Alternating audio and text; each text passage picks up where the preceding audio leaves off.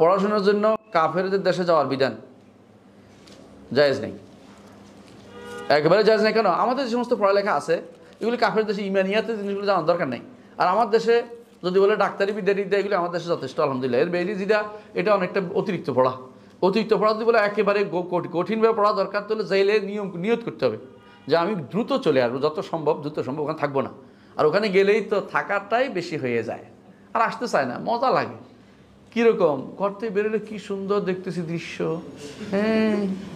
আর বাংলাদেশে গেলে কালো কালো মেয়েরা বোরকা দিয়ে হাঁটতেছে, হ্যাঁ। আর হুজুররা মাথার মধ্যে টুপি দিয়ে আসে, মসজিদ দিয়ে কেন আজান দিয়ে ভরাই ফেলে, কোনো শান্তিতে কোথাও বসবাস করতে পারতেছি না, কুফুরি ঢুকতে এসছে, ভালো মজা লাগতেছে, নাউজুবিল্লাহ।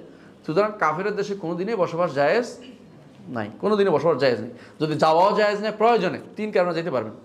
এমন পড়ালেখা যে পড়ালেখা মুসলমানদের দরকার, কিন্তু মুসলিম দেশে পাওয়া যায় না, সুযোগ নাই, অথবা সুযোগ নেই। দ্বিতীয় হচ্ছে ব্যবসার জন্য, তৃতীয় হচ্ছে দাওয়াতের জন্য, দাওয়াত নেয়ার জন্য না। এখন বেশিরভাগের দাওয়াত নেয়ার জন্য যায়, নেয়া বুঝেন তো, হ্যাঁ বুঝেন না? দাওয়াত দেয়ার নেয়ার মধ্যে পার্থক্য আছে। নিজে তাওহীদে জানে না, ওই দেশে বসে দাওয়াত দেওয়ার জন্য গেছে, কি দাওয়াত দিতে গেছে। এরপরে এসে বলবে নারী নেতৃত্বটা একবার চিন্তা করা দরকার,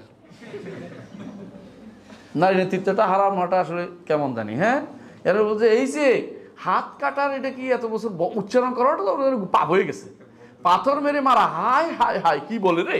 এগুলি নতুন করে চিন্তা করার দরকার রয়েছে, এগুলি বলবে এখন আসে বলবে, দেখবেন এগুলি বলতেছে না, আউযুবিল্লাহ। আল্লাহ আমাদের হেদায়েত দান করুন। এরপরের প্রশ্ন, পরিবর্তিত অবস্থায় কথা বলার অবস্থা পরিবর্তন করে, এটা কি সালাফদের নীতি? বা আমি যেন শক্ত করে বলতে পারতেছি, হ্যাঁ সালাফদের নীতি এটা। যতক্ষণ কথা বলছে আমাদের আল্লাহ আমাদের রাসূল বলে দিয়েছেন কি, যখন তুমি হাত দিয়ে পরিবর্তন করতে, হাত দিয়ে পরিবর্তন বলছে না, হ্যাঁ। যখন তুমি মুখ দিয়ে পারবে মুখ দিয়ে, যখন না পারবে অন্তর দিয়ে, বলছে না। আল্লাহ রাসূল তো আমাদেরকে এই 3টা অবস্থা দিয়ে দিছে। যে সময় মুখ দিয়ে বলতে পারি না, এই সময় বলি না, এখন মুখ দিয়ে বলতে পারছি, বলতেছি, সুযোগ পেয়েছি। এরপর যদি কোনো আমার হাতে ক্ষমতা এসে যায়, তাহলে আমি হাত দিয়ে করবো, আমার বাড়িতে ক্ষমতা আছে তো। আর বাড়ি যদি কারো এরকম হয় যে বাড়িতে কথা চলে না, বোর কথা চলে, তো গেছে, আমার দোষ নেই এটাতে। وقل جاء